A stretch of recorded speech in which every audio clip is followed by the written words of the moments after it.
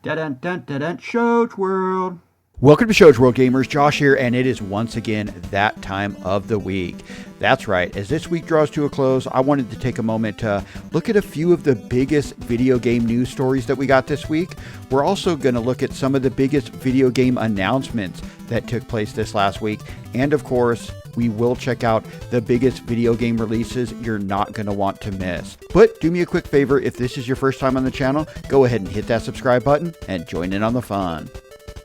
Alright gamers, let's kick off this week in review with a few news stories. Now, in a surprise announcement at the Nickelodeon Kid Choice Awards, we actually received a new trailer for the upcoming brand new Sonic Racing Cross Worlds, and it unveiled a huge crossover as characters and locales from SpongeBob SquarePants join the game. And we found out more info is on the way about Teenage Mutant Ninja Turtles and Avatar also joining the announcement of Minecraft content, which we got last week. Sega seems to really be pushing this game to be an actual Mario Kart competitor for King of the Kart Racing games, and hey, I'm for it. I don't think it's going to be as good as Mario Kart, but this game looks like a lot of fun, and I'm definitely going to be checking it out when it releases. Now, Capcom had their annual June gaming showcase, Capcom Spotlight, where we got info and on kind of some updates coming to some games that are already out, like Street Fighter 6, Kanutsugami, and Monster Hunter Wilds. We also got a deeper look at Pragmata, which, I mean, that game looks absolutely amazing. We got a short trailer for Onimusha Way of the Sword, the newest Onimusha game, and a deeper dive into Resident Evil Requiem, also known as Resident Evil 9. Now, all three of those games are releasing in 2026. Now, a lot of the showcase was dedicated to the new free update coming to Monster Hunter Wilds on June 30th, and that was pretty much it. There was no new game announcements. Overall, kind of a disappointing showcase for me personally. Now, Microsoft had an announcement and, well, then a release of a new VR console as they continue to partner with companies to release hardware. This time, they partnered with Meta to release an Xbox-branded version of the MetaQuest 3S. The all-black with green accents MetaQuest 3X Xbox Edition comes with 3 months of Xbox Game Pass Ultimate and Xbox controller and retails for $399.99. The headset is available now, but in the trailer it does state that this is a limited edition console. Next up, let's take a look at some gaming announcements. Now, Instruments of Destruction received a console announcement trailer this week, with the game releasing later this year on the PlayStation 5 and Xbox Series systems, joining the PC version, which is already available. Now, in the game, you pilot a variety of vehicles across numerous missions and challenges, demolishing structures and triggering chain reactions. The games include a campaign mode, challenge mode, and a sandbox mode for freeform destruction, and this game actually looks like a lot of fun. It looks like you may actually be able to kind of design your own vehicles for destruction. This looks like it could be a pretty cool game. I might check it out on PC because I don't know if I can wait until the console versions. Now, Gloomy Eyes received an announcement trailer showing a coming soon to PC and consoles. The consoles do include Nintendo Switch consoles, PlayStation 5, and Xbox Series systems. The game looks like a puzzle platform game with a really cool looking aesthetic that will really speak to fans of that kind of Tim Burton style of stop animation. I think this looks awesome, and I'm definitely going to keep my eye on this title. This is definitely on my radar, so stay tuned to the channel. If I get more info, we'll be sharing it here.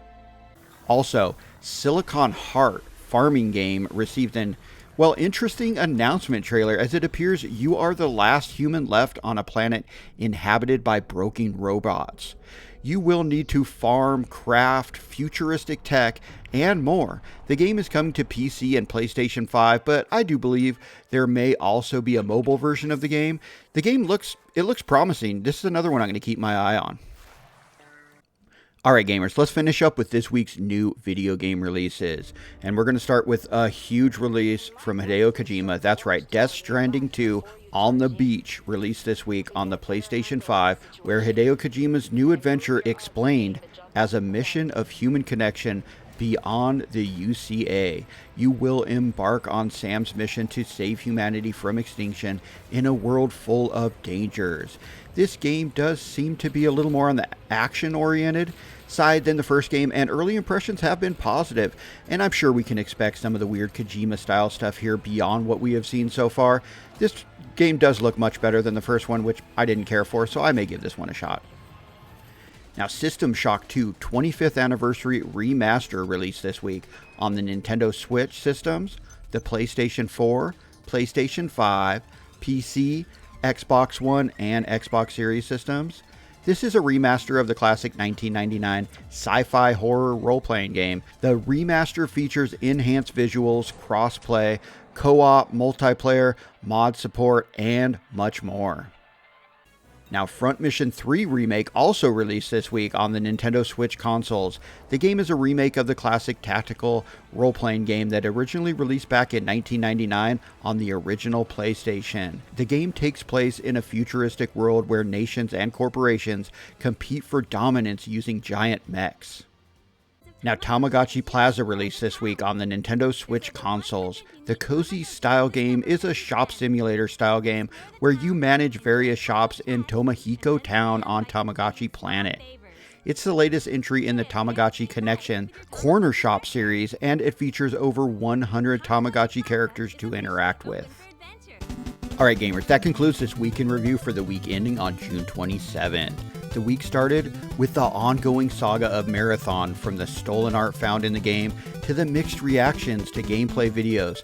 The upcoming game from Bungie is taking a kind of expected turn, as the game has been indefinitely delayed. Then, my prediction for a Nintendo Direct this week, well, it did not come to fruition. So we continue to wait, eagerly anticipating news on upcoming Nintendo Switch 2 software. And the week ended with, well, a new date dropping for Mario Kart World, changing the online mode where you get more intermission tracks, which has angered many gamers online. But let me know anything we may have missed in the comments, and thanks for joining us today, gamers. Shoach World, out.